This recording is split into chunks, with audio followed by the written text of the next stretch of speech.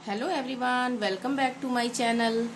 आज की वीडियो में हम जीरो से अंग्रेजी सीखेंगे।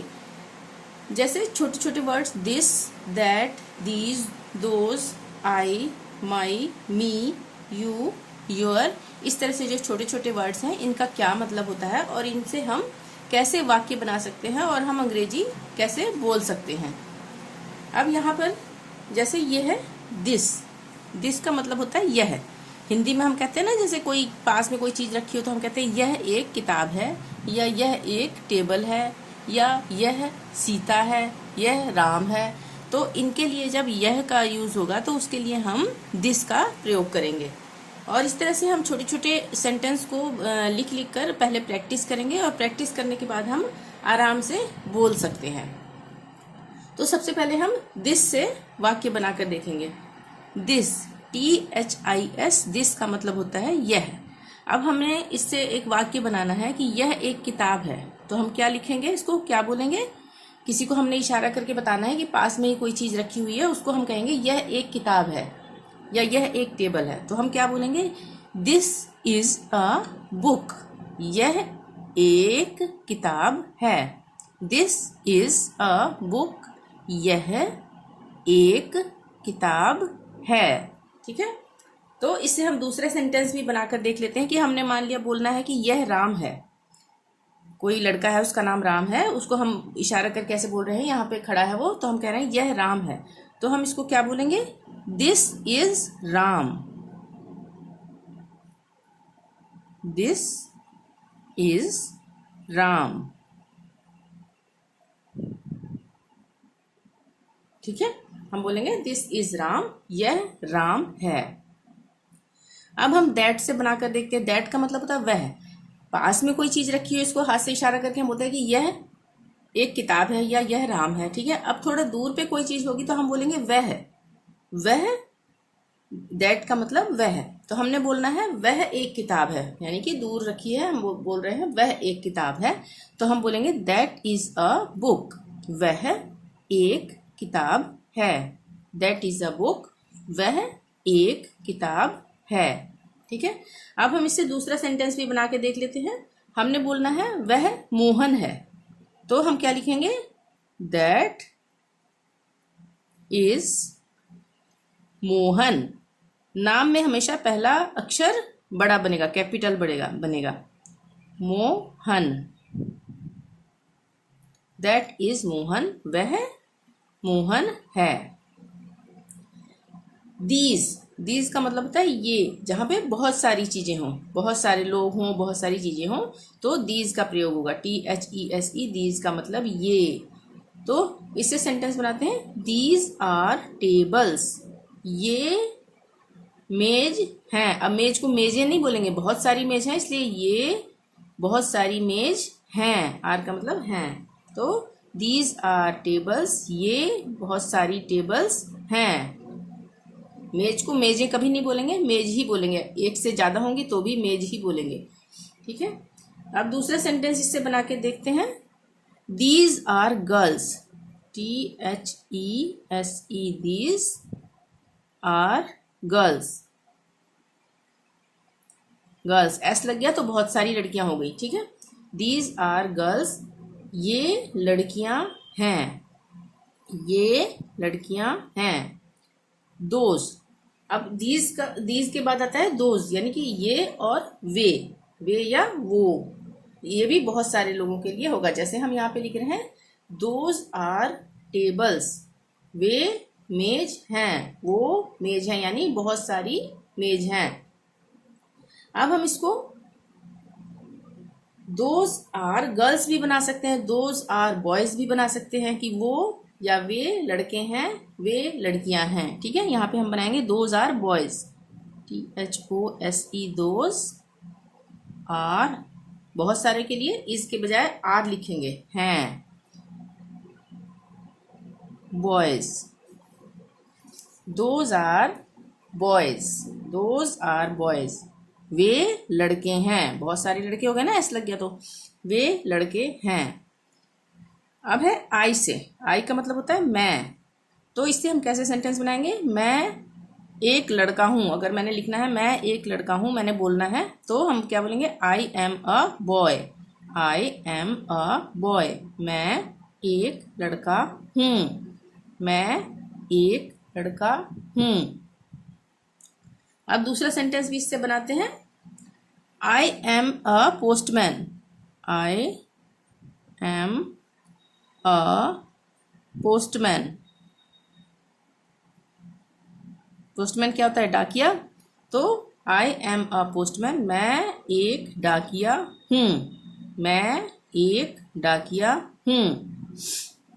अब हम बनाएंगे माई से। माई का मतलब होता है मेरा। हम कहते हैं ना यह मेरी चीज है, या यह मेरा भाई है, इस तरह से बोलते हैं ना, तो वो वाला मेरा। My name is Ram. मेरा नाम राम है। माई नेम इज राम, मेरा नाम राम है। अब इसी से दूसरा सेंटेंस बनाते हैं। Sohan is my brother. Sohan is my brother, Sohan मेरा भाई है। सोहन मेरा भाई है। अब जैसे हमने किसी को बताना है कि सोहन मेरा भाई है या रीता मेरी बहन है, तो हम यही कहेंगे, सोहन इज माई ब्रदर। अगर रीता होती तो Rita is my sister. Sister का मतलब बहन। Sita is my sister. यहाँ पे है Sohan is my brother, Sohan मेरा भाई है। मी का मतलब होता है मुझे।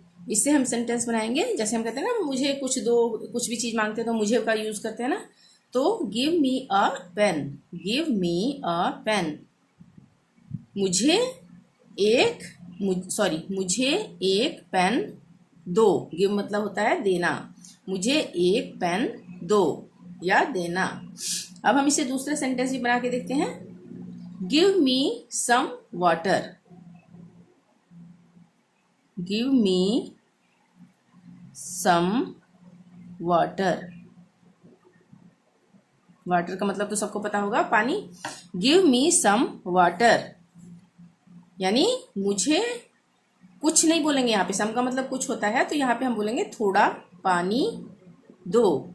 मुझे थोड़ा पानी दो। ठीक है। अब है यू का मतलब होता है तुम। जैसे हम बोलते हैं ना तुम बहुत सुंदर हो, तुम बहुत स्वार्थी हो, तो उस वाले तुम के लिए यू का प्रयोग करेंगे। You are beautiful. You are beautiful, तुम सुंदर हो। तुम सुंदर हो। इसे एक और सेंटेंस बनाते हैं। You are a good boy. हम लिखेंगे you are a good boy. Sorry, you are a good boy. अब ये क्या मतलब बना इसका, you are a good boy, तुम एक अच्छे लड़के हो। आर का मतलब हैं भी होता है, हो भी होता है। तुम एक अच्छे लड़के हो। अब है योर का मतलब होता है तुम्हारा। तुम, यू का मतलब तुम, योर का मतलब तुम्हारा। This is your shirt. This is your shirt, यह तुम्हारी कमीज है। यह तुम्हारी कमीज है। अब हम किसी से पूछते हैं तुम्हारे पिताजी क्या काम करते हैं, तो इसको हम ऐसे बोलेंगे, व्हाट इज योर फादर। तुम्हारे पिताजी क्या हैं, मतलब क्या काम करते हैं। What is your father. ये क्वेश्चन मार्क है, ये क्वेश्चन पूछ रहे हैं। व्हाट इज योर फादर, तुम्हारे पिताजी क्या हैं, यानी तुम्हारे पिताजी क्या काम करते हैं। जैसे कहते हैं ना मेरे पिताजी डॉक्टर हैं, मेरे पिताजी पोस्टमैन हैं, कुछ भी कहते हैं, तो उसके लिए क्वेश्चन ये होगा, व्हाट इज योर फादर, तुम्हारे पिताजी क्या काम करते हैं या क्या हैं। आगे चलते हैं। ये वीडियो मैंने बिगनर्स के लिए बनाई है, जिनको अच्छी तरह से अंग्रेजी आती है। ये वीडियो उनके लिए नहीं है, जो अभी अभी सीखना चाहते हैं उनके लिए है ये। देयर का मतलब वहाँ। देयर का मतलब होता है वहाँ। देयर इज अ कैट, वहाँ एक बिल्ली है। देयर इज अ कैट, वहाँ एक बिल्ली है। अब इसी से दूसरा सेंटेंस बनाते हैं। There are so many things on the table. There are so many things on the table. अब यहाँ पे देयर इसलिए लगा है कि वहाँ पर हम ऐसे नहीं बोलेंगे, हम बोलेंगे टेबल पर यानी मेज पर बहुत सारी, मैनी थिंग्स बहुत सारी चीज़ें, मैनी थिंग्स बहुत सारी चीज़ें। ऑन द टेबल क्या होता है, टेबल के ऊपर, ठीक है, हैं। सो मैनी थिंग्स बहुत सारी चीज़ें टेबल पर हैं। देयर यहाँ पे इसलिए लगा है कि यहाँ पे हम ऐसे नहीं बोलेंगे कि वहाँ पर टेबल पर बहुत सारी चीज़ें हैं। देयर यहाँ पे सिर्फ इसलिए लगा है कि टेबल पर बहुत सारी चीज़ें हैं। There are so many things, so many things मतलब बहुत सारी चीज़ें टेबल पर, ऑन का मतलब ऊपर या पर होता है ना, टेबल पर हैं, ठीक है। अब ये है देयर, THEIR देयर, ये है देयर THERE देयर, ये है THEIR देयर। इसमें फ़र्क है, ये इसका मतलब होता है वहाँ और इस देयर का मतलब होता है उनका। तो इससे हम सेंटेंस बनाते हैं, their dog is always barking, their dog is always barking. उनका कुत्ता हमेशा भौंकता रहता है, उनका कुत्ता हमेशा भौंकता रहता है। भौंकता रहता है ING लग गया ना रहने के लिए, बार्क मतलब भौंकना, ING लग गया तो भौंक रहा या भौंकता रहता है। The beagle is their dog, the beagle is their dog. Beagle एक ब्रीड होती है ना कुत्ते की, तो उसको हम उस ब्रीड को बीगल बोलते हैं। तो the beagle is their dog, beagle जो है उनका कुत्ता है, बीगल ब्रीड का उनका कुत्ता है। हेयर, HERE, हेयर का मतलब होता है यहाँ। अब इससे हम छोटा सा ही सेंटेंस बनाएंगे, देखो, प्लीज सिट हेयर। प्लीज का मतलब कृपया, सिट का मतलब बैठो और हेयर का मतलब यहाँ। प्लीज सिट हेयर, कृपया यहाँ बैठो। हमने किसी को बोलना हो ना प्लीज सिट हेयर, तो हम यही बोलेंगे, कृपया यहाँ बैठो, ठीक है। हिंदी में कृपया यहाँ बैठो और इंग्लिश में प्लीज सिट हेयर। दूसरा सेंटेंस है, you can sleep here if you want, you can sleep here if you want. तुम यहाँ सो सकते हो, कैन का मतलब सकना होता है ना, तो सो सकते हो यदि तुम चाहते हो, यानी कि यदि तुम चाहते हो तो तुम यहाँ सो सकते हो। अब है आवर, OUR, आवर का मतलब होता है हमारा। This is our house, this is our house. जैसे हमने किसी को बोलना है कि यह हमारा घर है, तो हम बोलेंगे दिस इज आवर हाउस, यह हमारा घर है। अब है दूसरा सेंटेंस इसी से, our teacher looks very young, our teacher looks very young. हमारी अध्यापिका बहुत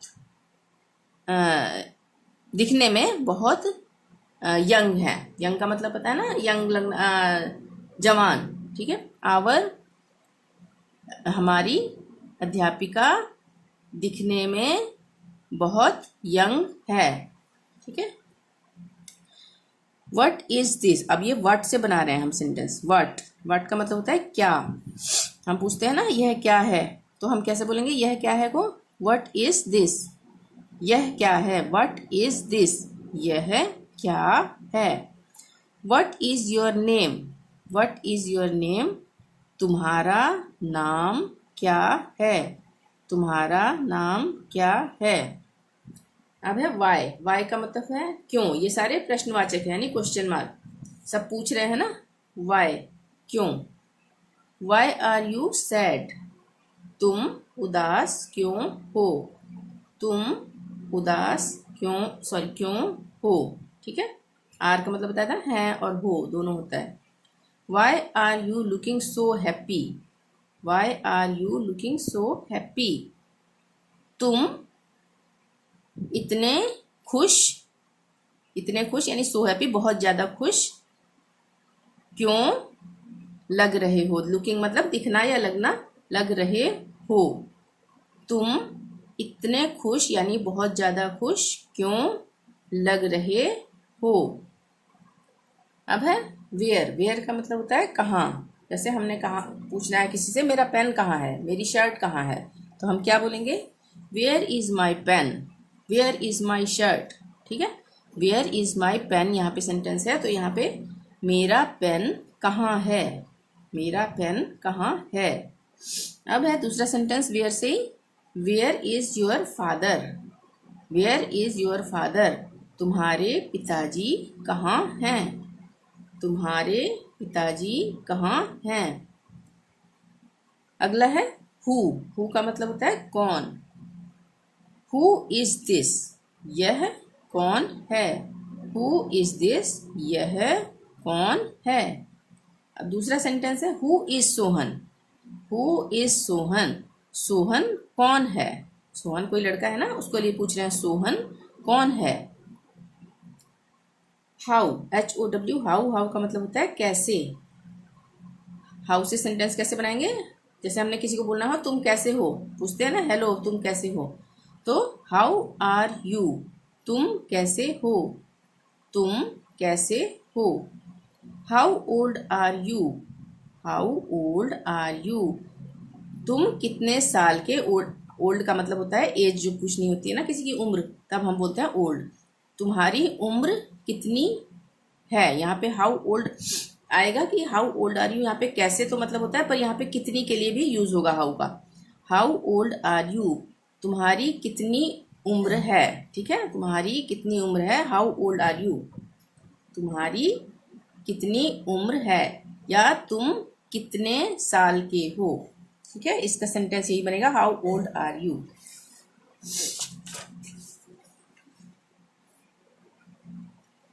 विच का मतलब होता है कौन सा, यहाँ पे सिर्फ एक ही बता रही हूं मैं, ये कौन सा, विच का मतलब कौन सा।